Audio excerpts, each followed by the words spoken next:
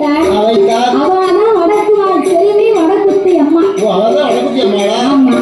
அப்ப இதை பார்த்த பார்வதி இந்த சிவபெருமானுடைய மகிமை தெரியாமல் அல்லவா நாங்கள் பரிசோதித்து பார்த்து விட்டோம் என்று கடவுளுக்கு முன்னால ஆண்டவா அறியாமல் செய்த குற்றத்தை என் ஆண்டவா என்னை மன்னிக்க வேண்டும் என்று பகவானுக்கு முன்னால பார்வதி பட்டு பயிர்ந்து அங்கமெல்லாம் வியர்த்து ஆவி தனலாகி பயத்தினால் உண்டான பார்வதியின் வியர்வை நாட்டாத்து வெள்ளமா கைலாசத்துல கரை புரண்டு நிற்கி அப்ப இந்த பார்வதியின் வியர்வை வந்து ஒரு உப்பு தண்ணி.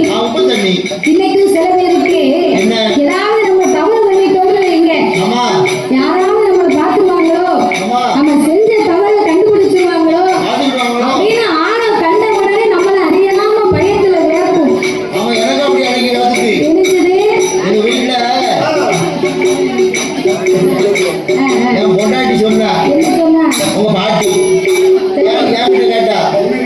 என்னங்க நான் மூத்தம்மா வீட்டுக்கு போறேன், வரது 10 நாள் ஆகும், நீங்க சாப்பாட்டுக்கு என்ன செய்ய போறீங்க அப்படின்னா நான் சொன்னேன், எவ்வளவு சாப்பாடா முக்கியம், மனசுக்கு நிம்மதி தான் முக்கியம், நீ எத்தனை நாளாலும் போயிட்டு அப்படின்னு.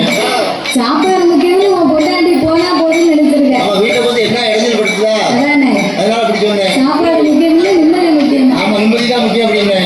உடனே பையன் தூக்கிட்டு கிளம்பிட்டு போயிட்டா. அவன் உடனே 200 ரூபாய் எடுத்துக்கிட்டு நேர கோட்டை கடைக்கு போனேன், ஒரு கோட்டை வாங்கி அடிச்சேன், நேர வீட்டுக்கு வந்தேன். ஆமா, 2 மாசமா என்ன வெளியே விட மாட்டேங்கா, உள்ளே இருக்கா, என்னால கோட்டை குடிக்க முடியல.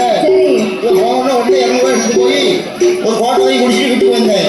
வீட்டுல வந்து பார்த்தா வசந்திக்கே மொண்டாட்டி என்னோட பார்த்த உடனே பாதி போல உடம்பு போச்சு. அப்படியே இன்னும் மகா வீட்டுக்கு போகணும்னு சொன்னீங்க, போறேன் அப்படின்னேன். ஆமா போனோம், நீங்க எங்க போயிட்டாரு அப்படின்னா எனக்கு வீதி போதும்